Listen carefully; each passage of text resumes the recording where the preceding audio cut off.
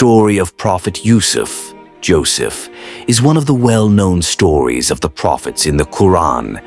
God revealed an entire chapter dedicated to Yusuf, his father Yaqub, Jacob, and his brothers.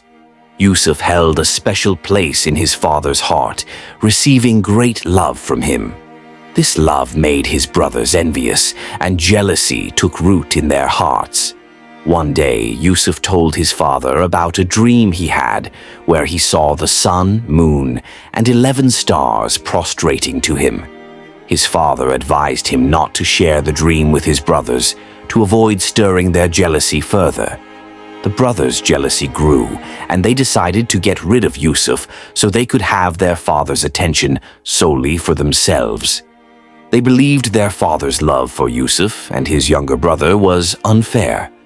They discussed various ways to remove Yusuf without getting blamed, and one suggested throwing him into a well instead of killing him. They asked their father for permission to take Yusuf out to play, though Yaqub initially refused, fearing a wolf might harm him if they were inattentive. But they convinced him, and once they were out, they threw Yusuf into a well. They returned home pretending to be upset, bringing Yusuf's shirt stained with blood, claiming that a wolf had devoured him. However, Yaqub did not believe them, saying, "Rather, your souls have enticed you to something, so patience is most fitting, and Allah is the one sought for help against what you describe." The story of Yusuf continued as travelers passed by the well and found him there. They took him out, thrilled with their find, and treated him as their possession. When Yusuf's brothers learned of this, they claimed he was theirs and sold him for a small price. In Egypt, a high-ranking official purchased Yusuf and told his wife, "Take good care of him. He may be of use to us, or we may adopt him as a son." This was God's mercy upon Yusuf, giving him stability and protection. Yusuf grew up in the official's house, and when he reached maturity, the official's wife attempted to seduce him. Remembering God and the trust his master placed in him, Yusuf refused, saying, "I seek refuge in Allah. Indeed, my master has treated me well." He considered her actions a betrayal and fled from her. She chased him to the door, tearing his shirt from behind, but when her husband appeared, she accused Yusuf of trying to harm her. News of the incident spread, and the women of the city gossiped about her. To justify her actions, she invited them to a feast and gave each a knife.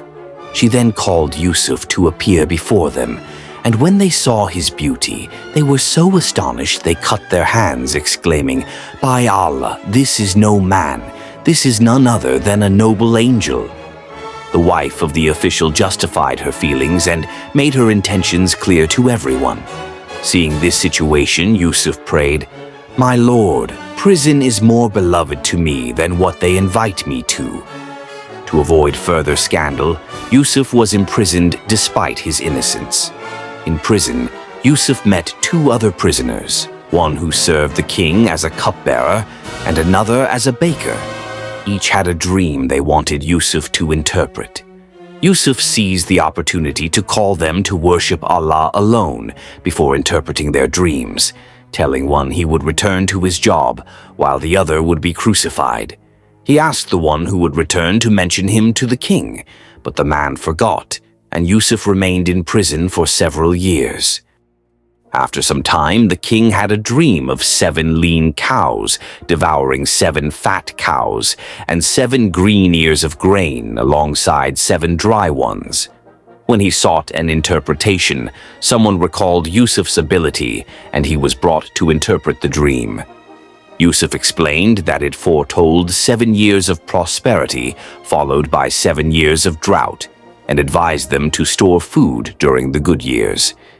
The king ordered Yusuf's release, but Yusuf refused to leave until his innocence was proven. After reinvestigating, the women confessed his innocence, including the wife of the official. Freed and honored, Yusuf was appointed by the king to oversee Egypt's stores. During the famine, his brothers came seeking food, not recognizing him, though he recognized them.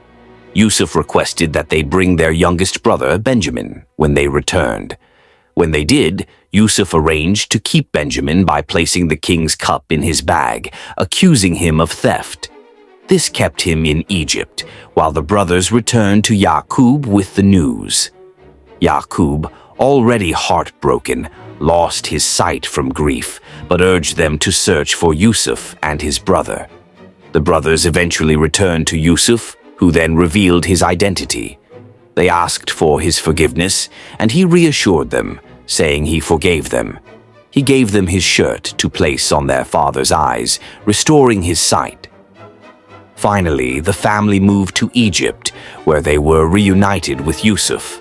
His brothers bowed to him, fulfilling the vision he had as a child, and Yusuf thanked God for his mercy and blessings.